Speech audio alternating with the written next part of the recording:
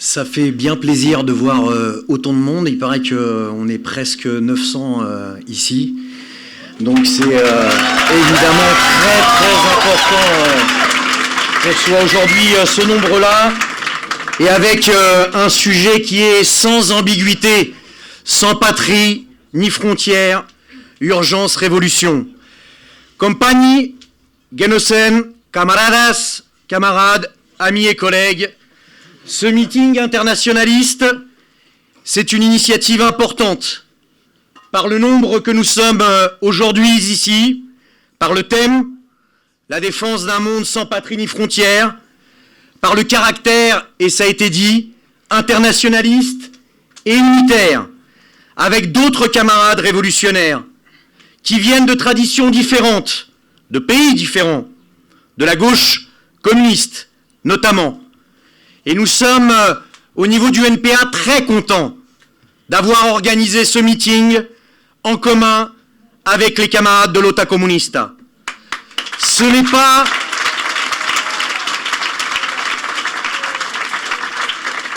pas un problème d'avoir des nuances, voire des désaccords entre révolutionnaires, si on est capable de frapper ensemble.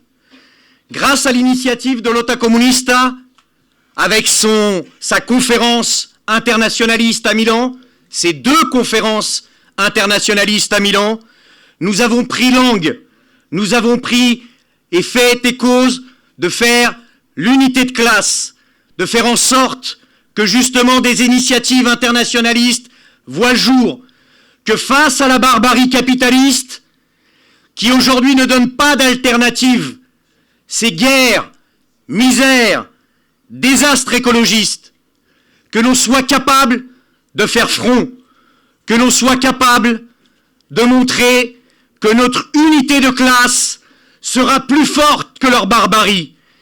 Alors oui, nous le disons avec force, merci aux camarades de l'Ota Comunista d'avoir pris cette initiative. Car nous le savons, il n'est pas possible d'imaginer des jours heureux sous le capitalisme. C'est contradictoire. Le capitalisme est fait d'oppression, d'exploitation, de guerre. Les États européens ont les mains pleines de sang. Selon l'Office international des migrations, entre janvier 2014 et juin 2023, plus de 27 000 migrants sont morts en tentant de traverser la Méditerranée, dont près de 1200 enfants. C'est soit près de 3000 migrants par an. Et en plus, ces chiffres sont sous-estimés. L'Union européenne est responsable et coupable. Politique de violation des droits humains, d'une politique criminelle et raciste. Et avec Frontex, cette agence européenne qui est financée par des fonds publics, qui sert en fait de police aux frontières, dont l'ex-patron, les masques tombent, l'ex-patron Jérôme Leggeri, qui aujourd'hui rejoint la liste aux européennes du Rassemblement national en 3e position. On voit bien où nous mènent les barrages républicains. On voit bien où nous mène le jeu institutionnel les lendemains de premier tour. Mais en réalité, cette politique de l'extrême droite, cette politique criminelle et raciste, elle est menée depuis des années par les différents États européens. Cette agence européenne, cette police des frontières, elle est passée de 45 agents en 2005 à plus de 10 000 qui sont prévus en 2027, avec un budget qui est de 845 millions en 2023. Cette agence s'est rendue coupable d'exactions, de violation des droits de l'homme. Son patron a été viré de justement cette agence.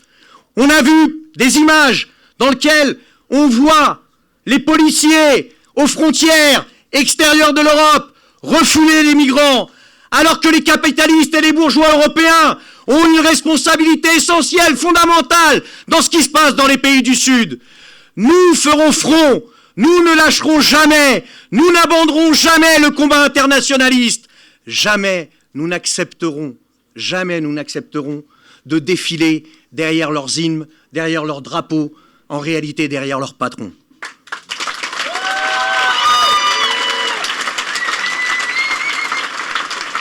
Leur barrage républicain, c'est 40 ans de politique antisociale et raciste. C'est l'extrême droite aux portes du pouvoir en France, mais dans plusieurs pays européens. Mais on le redit, l'Union européenne, les États européens, les différents gouvernements qui se sont succédés depuis 40 ans n'ont rien à envier à l'extrême droite. L'Union européenne mène une politique raciste à l'extérieur de ses frontières. Et malheureusement, elle mène la même politique raciste à l'intérieur de ses frontières.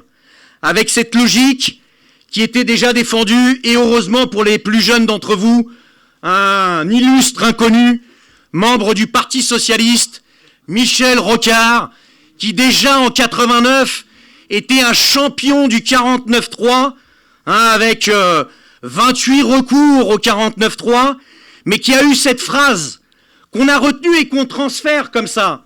Cette phrase de « on ne peut pas accueillir toute la misère du monde ». Mais en réalité, il n'avait même pas employé le terme « accueillir », mais « héberger », comme s'il était propriétaire, propriétaire de la terre, propriétaire de l'humanité, comme si ces bourgeois pouvaient postuler à la propriété de la terre, des peuples et de l'humanité. On leur dit aujourd'hui, évidemment, ces lois racistes qui visent à créer des divisions, à précariser au maximum une fraction de notre classe, à mettre en concurrence les travailleurs et les travailleuses les uns avec les autres. La loi Darmanin-Le Pen aujourd'hui de 2023, qui une fois passée au Conseil constitutionnel, parce que nous avons participé à la manifestation tout à l'heure, où étaient les cortèges de la gauche institutionnelle? Nous le disons avec force, comme ça a été dit ici, par des travailleurs sans papier, des marches des solidarités, constitutionnelles ou non, la loi Darmanin-Le Pen doit être abrogée, comme l'ensemble des lois racistes qui ont été votées sous différents gouvernements de gauche ou de droite. Pourtant, cette loi Darmanin-Le Pen, malgré le passage au Conseil constitutionnel, c'est une des lois les plus réactionnaires depuis la Seconde Guerre mondiale. On peut, retenez-le, parce que souvent certains de nos collègues pensent qu'en fait c'est fini. Cette loi, elle permet d'expulser, ce qui n'était pas possible auparavant, des jeunes de moins de 13 ans. Cette loi, elle permet aujourd'hui le recul sur le droit d'asile. Déjà la France, par rapport aux pays européens, c'est 70% du taux de rejet des demandes d'asile. Et aujourd'hui, avec la loi telle qu'elle est mise en place, ça rendra encore plus difficile le fait de pouvoir être reconnu, accueilli, parce que nos pays occidentaux ont une responsabilité énorme. C'est également la possibilité de rendre les obligations de quitter le territoire français, ces OQTF racistes et criminels systématiques, dès qu'on est débouté du droit d'asile.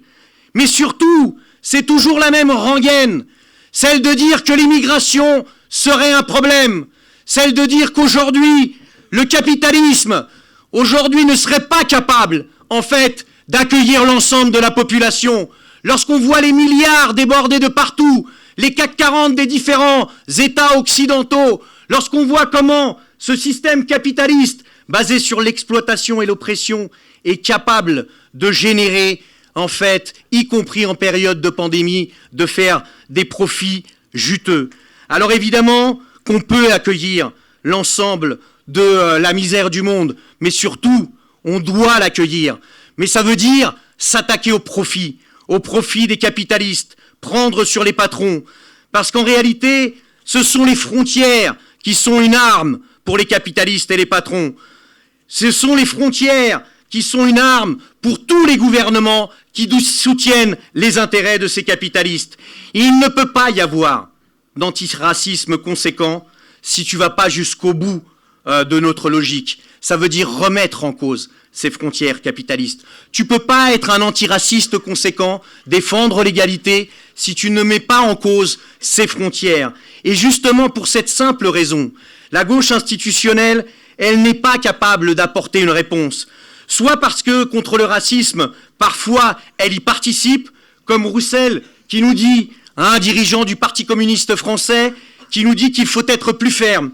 Mais même un Mélenchon qui s'oppose au démantèlement de camps de migrants, qui parle évidemment de pure barbarie, même Mélenchon nous dit « Nous ne sommes pas pour abroger les frontières, nous ne sommes pas pour que les gens rentrent ». Alors on le dit avec force dans la rue, on le dit avec force dans les entreprises, dans les quartiers et les lieux d'études, et on le dira au moment des élections, les frontières, c'est l'arme des patrons, et oui, nous défendons la liberté de circulation.